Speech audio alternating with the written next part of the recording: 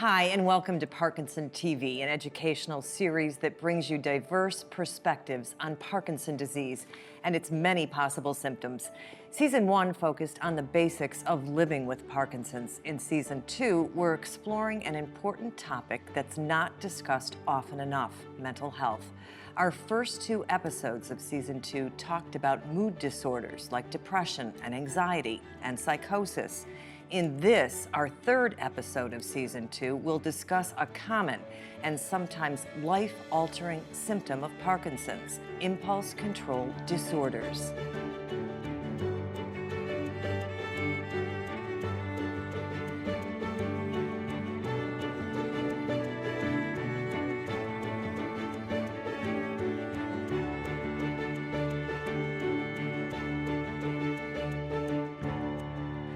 Joining us today, series creator and neurologist Dr. Bas Bloem from the Netherlands. Bas, thank you so much for being here. Pleasure to be here. Hope to learn a lot from you today. We're also delighted to introduce our guests, Dr. Melissa Nurenberg and Bob Pearson. Melissa is an adjunct professor of neurology at the NYU School of Medicine in New York City. She's also chief medical officer of the New York Stem Cell Foundation. Melissa, so good to have you with us. Thanks so much for inviting me. Bob has Parkinson's, and he's experienced impulse control disorders that manifested themselves most strongly in his eating habits. Bob, we're looking forward to learning your perspective and what you are going through. Thanks so much. Thank you very much for inviting me to come. We hope to learn so much from all of you, and Bob, we want to start with the big picture. How common are impulse control disorders, and what are they? They're more common than people would think. So about 20 years ago, when this was first discovered, and in fact Melissa was one of the first, nobody realized that this could be part of Parkinson's disease.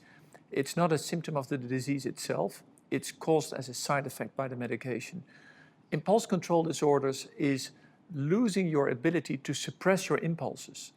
And it is common in men, although women can also be affected. It is particularly common in younger patients, although I have seen it in older patients. So everybody can be affected, but the typical profile would be younger men who are affected by this. We think it's at least 6 to 10%. It's probably the tip of the iceberg because patients don't typically report this. It comes on insidiously, like a thief in the night. So we have to be very careful and monitor for this, otherwise you would miss it. Melissa, you were one of the first to discover this? So, I guess in the about 2003, 2004, the first impulse control disorder was identified in Parkinson's disease and recognized that it was linked to the medications, and specifically dopamine agonist medications.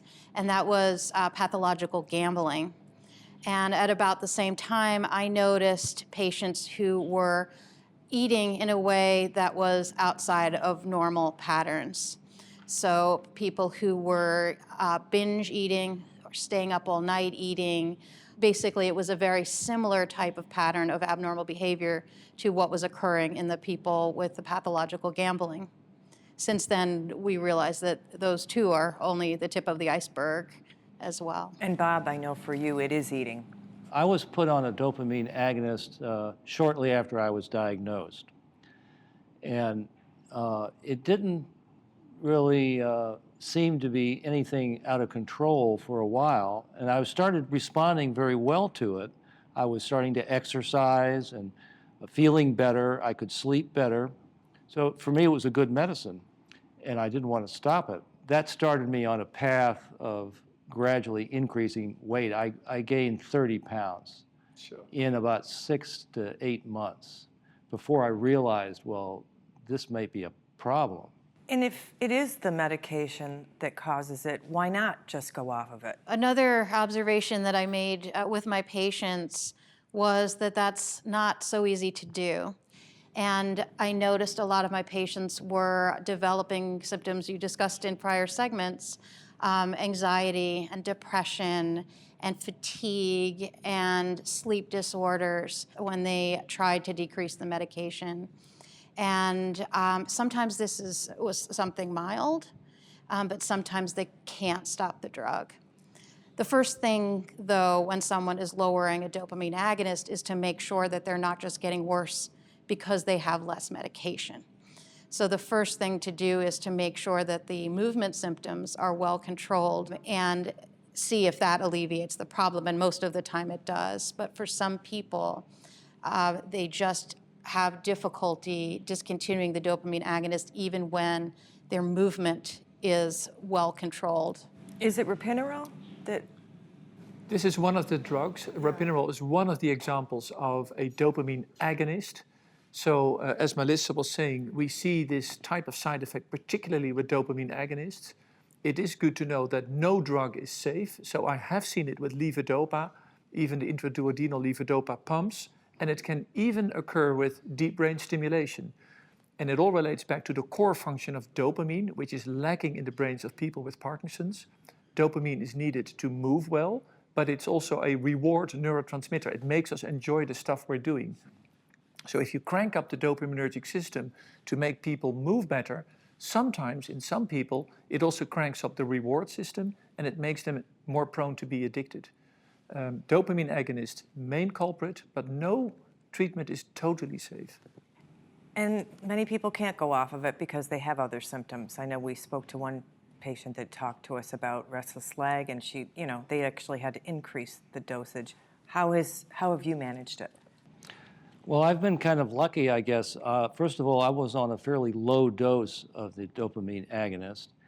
And when I developed the side effect, of course, the weight gain, I also had swelling of my legs. And they found out it was not a leg clot. It was not an infection. Go off the agonist. But I had the levodopa as a means of switching. I didn't understand about the levodopa. I thought you could only use it like for 5 good years, and I was trying to save it up, I was disabused of that idea by very prominent scientists at the NIH and my own doctor who urged me to try it. And I'm so thankful they did, because I had a pretty seamless change. I have lost about 18 of those pounds, and I'm still working on trying to get to my ideal weight right now. But at least I have an idea what's going on. It's always nice to have a name for something too, so Yeah. you know, again, which we've emphasized in all of these, you're not alone.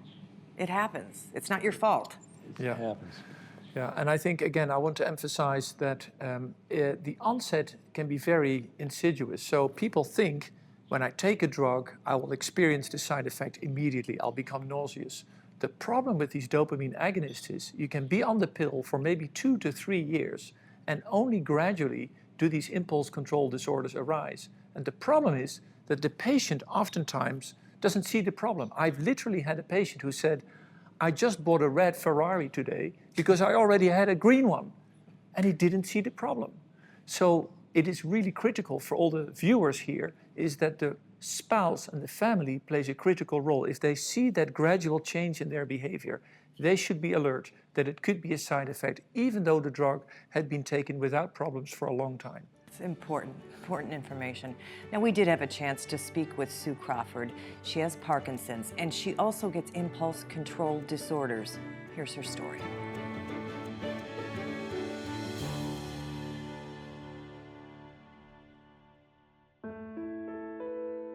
Most of us enjoy sweets, but once Su Crawford starts eating candy, she can't stop. I have found that I can say, don't do this, and the next thing I know, I've had my hand out reaching for another candy or whatever, if it's available. It's not just a sweet tooth, it's an uncontrollable impulse. I've even had the thought of running down to the dining room and seeing what I could find to eat. I haven't done it yet, and I don't intend to, but it could happen, I suppose. The medicine that helps control Sue's Parkinson's symptoms causes her impulse disorder. I'm taking a medicine called a ropinirole or a Recrip, and that over a period of time, people can develop impulse situations. While this might not seem like a big problem, it is, because Sue has put on weight, which isn't healthy. While reducing the medicine would stop the impulses, that's not an option for Sue. In fact, doctors have increased the dose to control her symptoms. It helps me with restless leg syndrome, which has gotten worse over a period of time, so I have to have it. So she tries to exercise self-control and doesn't tempt herself by buying sweets. She also reminds herself it could be worse. Some people have lost their life savings with this. My problem is that I can't stop eating sweets, so if I have them in my apartment, I will go overboard. Sue's Parkinson's was diagnosed after a series of falls. She also lost her sense of smell, which is common. I began having falls. My family didn't know I was having them because I didn't tell them about them. And finally I had a really bad fall where I hit my head, and I ended up going to the hospital, and that's when I was diagnosed with Parkinson's. She lost her independence and now lives in assisted living. But Sue realizes it's where she needs to be. It's much safer, and not only safer, but I'm eating better because of it. In some cases I might be eating too well. But She tries to stay positive, but now she's fighting a new impulse because of an old habit, smoking. once in a while, more often than I have since I quit, it'll flash through my head, oh, let's have a cigarette. Well, I have no way of getting one, I don't want one, and it goes away. But I'm having it more, and I think it's probably the impulse situation is causing me to have those. She tries to stay busy to control her impulses. She's involved in the local Parkinson's group on Facebook. She volunteers and also makes greeting cards to give her friends. One of the things I feel I can do as a gift to people. Sue has also participated in Parkinson's studies. I hope that by doing the studies that I am involved with, that will help them find maybe not a cure, but at least some additional ways to help people. Even if it can't help me, I hope it will help someone in the future. So let's talk about Sue's experience. In what ways are her symptoms typical of someone with Parkinson's and impulse control disorders? Melissa, I know there's many different kinds of disorders. There are many types of disorders. So people can have compulsive gambling, as I mentioned. The compulsive eating we've seen 2 examples of today. But shopping or buying can get quite out of control. And then people can have inappropriate or excessive sexual behavior. And all of these things can have terrible secondary consequences. You mentioned, and Sue mentioned, the weight gain. But this can affect relationships, marriages, jobs. I've seen people lose their life savings from gambling or shopping. So it can really destroy relationships. It can be a terrible problem. And there's more than one drug, too. I know Sue talked about ropinirole. Yes, so ropinirole is one. I know Bob Pramipexole was the one, and the third one that's used in the United States is rotigotine. And it seems to be what's called a class effect, meaning that all of these drugs have the same tendency. You can't switch from one to the other to alleviate the behavior. But as you alluded to, sometimes, most of the time, fortunately, if you are able to switch to just Levodopa, the main Parkinson's medication, then these behaviors do resolve. You mentioned this. This can be dangerous. I mean, some of these. Oh yes, it can be dangerous, but the patient is not to blame. And I really want to emphasize that because it leads to, marital stress. But the patient is not to blame. Obviously, a treatment is necessary, and we can talk about that later, but I think that's really key to emphasize. One other thing that I just wanted to mention, we talked about the spectrum of gambling and hypersexual behavior. Another element that we think is related to particularly the dopamine agonist is punding. And punding is ritualistic behavior where patients, even though they sense it's not right, start to pathologically rearrange things in certain orders. And once it's done, they want to redo it over and over again, pathologically collecting all sorts of stuff and really wasting all their time, spending their whole day on this ritualistic behavior. And that too can be part of this spectrum. Bob, I know you talked about the eating and the cravings. Any other impulse control disorders? Well, as I've been thinking about it, as a matter of fact, I, in the past, have thought of myself as a pretty careful shopper and, kind of tight on my own budget. But recently I found that, looking back, my shopping habits have become more liberal. I can go into a store like Costco now and fill up my whole shopping basket. And one time I actually got a drone there. That's not like me. No, and you said it just right, the liberal shopping, when your behavior changes, that's the moment to intervene, is when people start to do unusual things. You want to intervene at that point before people start to really pathologically gamble or things get really worse. I know, Bob, you also mentioned that you still have your cravings. How do you deal with it? Well, the first thing is to be aware that you're having the craving and to understand that it's going to pass.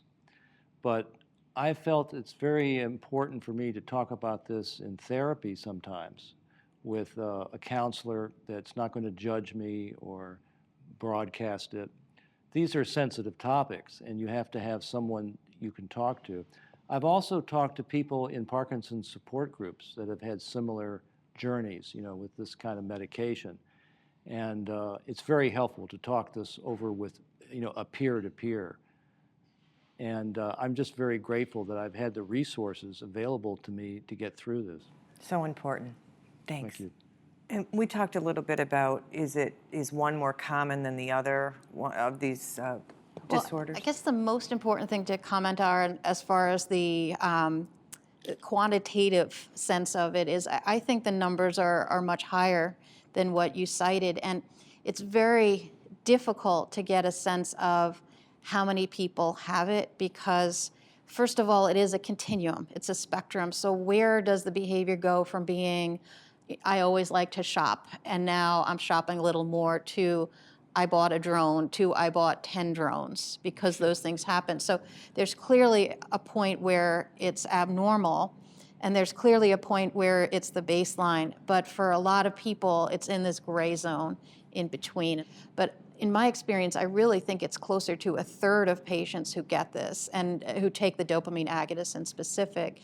And I think that's very important to know because most medications, when you look at the list of side effects, they're things that happen in 5% or 1% or 1 in a million. What's the prognosis for people who are diagnosed with impulse control disorders?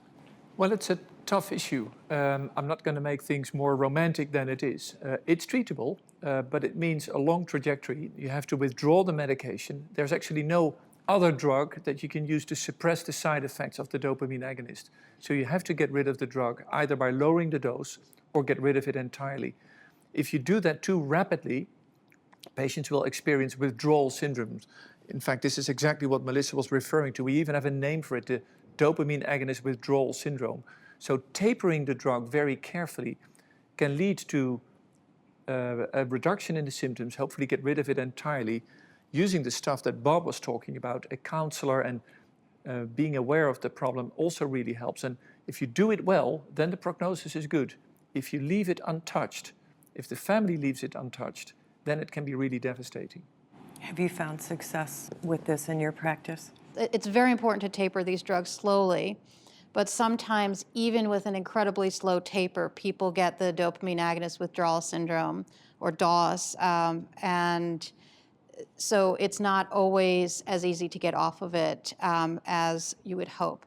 It's very important whenever someone is attempting to reduce the dose or come off of a dopamine agonist that they're very closely monitored because the symptoms aren't obvious. When people have alcohol withdrawal or withdrawal from other drugs, there are visible changes. But with this, it's all internal symptoms. And you're not going to see the anxiety, you're not going to see the depression or the lightheadedness or the nausea, panic attacks, those sorts of things.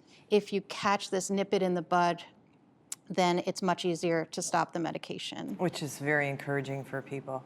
So prevention is the key. Yep. Exercise. We've heard it from people. You mentioned it. How important? Well, for me, exercise is like medicine to me. it has no side effects, especially if you do it correctly and don't get injured. But I have to build this into my daily schedule. If I do not exercise, I don't get those benefits of a psychic boost and relief from wanting and craving things. But it also just makes me feel a whole lot better across the board. And it's good for your general health. Everybody should I was be going to doing say, can it replace the dopamine? Can it somehow, we always hear that, correct? Yeah, I think we had a very exciting episode on exercise in season 1 of Parkinson TV, so any viewers can review that episode. Medicine or physiotherapy and exercise is like a drug for Parkinson's, but I see it as complementary to the medication. I have not seen any patients who can totally go without the pills and just exercise, but you need both. And for all the folks out there listening and viewing, try it on a daily basis, because if you do it 3 times a week, there's always tomorrow. If you have to do it every day, there's no ifs, ands, or buts. And the key thing is, you have to do an aerobic workout, you have to sigh, but still be able to maintain a conversation. So people think, oh, I need to wear a pink spandex suit and go to the gym. It doesn't have to. You can just do a brisk walk with your spouse, and that's more than enough, but do it on a daily basis. The support from family, caregivers, spouse. So we've talked about that, the importance. I mean, I know you have that, but some people don't have a support system. They really need to reach out, right? Yes, I think that a lot of times people can be embarrassed by these behaviors, embarrassed by the secondary consequences, and feel very alone and not reach out. I think it's an issue with people with Parkinson's in general, is that sometimes people are self-conscious about their symptoms, or they're depressed or anxious, and they tend to internalize and to keep to themselves and not go outside, not socialize. So it's extremely important with this, exactly what Bob was talking about, is to find other people, know you're not alone, and talk about coping strategies. And he was telling us, by doing all this, he feels better than he has in years. Right. It works. It does work. It works if you work it. Yeah. So important, and so much hope, and we appreciate you sharing all your insight.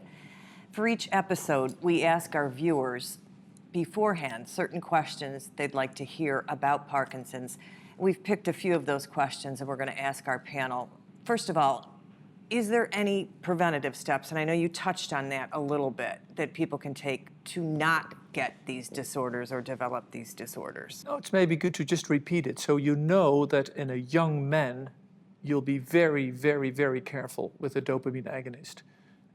And to look at the pre-morbid, as we say, at the habits and the characteristics of a personality prior to the disease. If somebody was already prone to addiction, if you had an alcohol issue earlier on in life, you'd be extra careful with a dopamine agonist. This is really personalized treatment. Can I get addicted to dopamine or levodopa? It's hard to define an addiction when a medication is medically required. For the dopamine agonist, we can tell that there's a specific drug addiction because when we switch to something stronger and more efficacious, the levodopa, it still doesn't alleviate the problem. For levodopa, again, that's the strongest, that's the best medication we have. There are people who, even though they require it for medical reasons and need more over time for medical reasons as the disease progresses, they are still taking more than is medically needed at a given point in time. It's sometimes called dopamine dysregulation syndrome, or DDS. And people will sort of pop extra pills when they just don't feel right. So that is an addiction of sorts, It is. to some It is, degree. absolutely Okay, that was is. a very good question. Yeah. And how should I deal with a shopping or gambling addiction or disorder, one of the disorders? How do you, I know we've talked about this a little bit, recognizing it, right? And getting help and talking about it? No, you summarize it actually quite well. So tapering the drug slowly and carefully is number one. You can't do without it. I think your message, find a person you trust, because these are difficult issues. People are not proud to speak of it. They often feel guilty. And we know that patients don't like the behavior and they feel guilty afterwards. So finding a trustworthy person, whether this be a counselor or a friend or a Parkinson support group, I think is critical in this whole process. That wraps up this episode of Parkinson TV on impulse control disorders. We'd love to thank our panelists, Bas, Melissa, and Bob, for sharing their perspective, their stories, their honesty, their hope. And we'd also like to thank Su Crawford for sharing her story. We want to give everybody a chance for last-minute quick thoughts. I thought it was a very good episode. It's more common than we thought. It's very debilitating. It's not easy to treat, but with the right approach, we can help people. Bob? Thank you for having me. I guess my message would be come out into, into the open as far as your medical professionals, your counselors, your family, and get treated for it. It's like any other aspect of Parkinson's. It's maybe difficult, but it's treatable. Melissa? And I want to thank you for highlighting impulse control disorders in this episode, because it is a problem that is hard to identify and needs to be identified and recognized so that people can get help and choose the right medications in the first place. Thank you all. We hope these episodes have been both engaging and informative for you and your loved ones. To close, we want to hear an overview of this whole episode in 60 seconds from Bas in our Parkinson's Minute.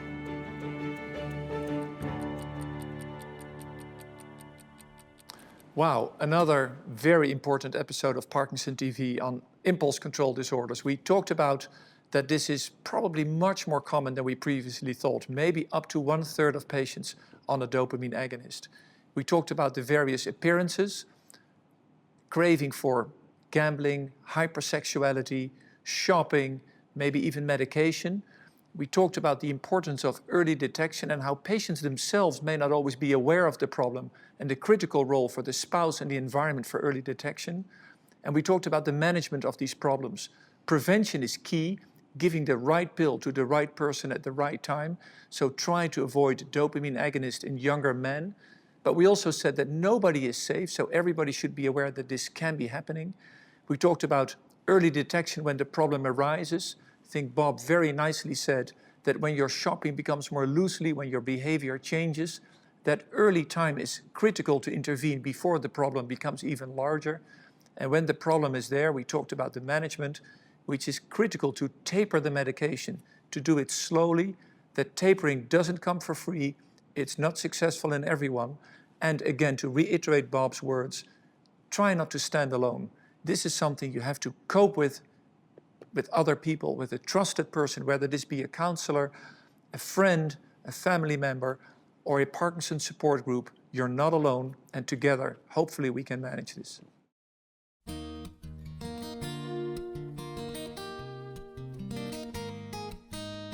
There are things that I must change, things to rearrange, but I know I can't do it all today.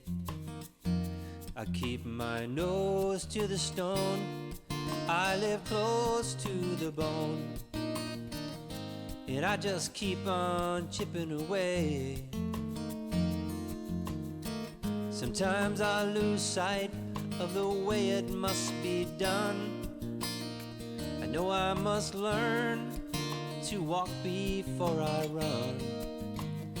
Can't be in such a hurry, 'cause you know I'll only find that life is just one step at a time.